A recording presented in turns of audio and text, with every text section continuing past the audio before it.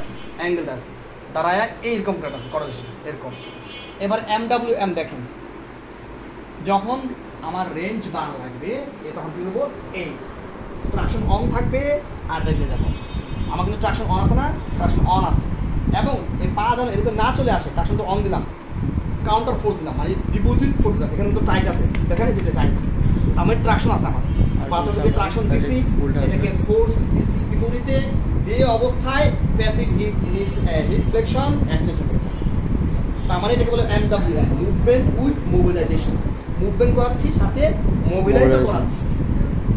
MW এটা হচ্ছে মৌলিক আছে একটা কনসেপ্ট। কোনটা কনসেপ্টটা দিব আমরা যখন শুধুমাত্র পেন থাকবে, রেঞ্জ বাড়ানো দরকার, তখন আমি সার্কুলার করে দিলাম। আমার পেইন কমে গেছে, রেঞ্জ আরো বাড়ানো দরকার, তখন আমি এমডব্লিউ। পেইন কমে গেছে, রেঞ্জ আরো বাড়ানো দরকার, বুঝছেন তো? ট্রাকশন আপনি শুরু থেকে পাবেন না এরকম এমডব্লিউ করতে, আমাদের লাস্ট স্টেজে গিয়ে আমি এমডব্লিউ এম করব। বুঝা গেল?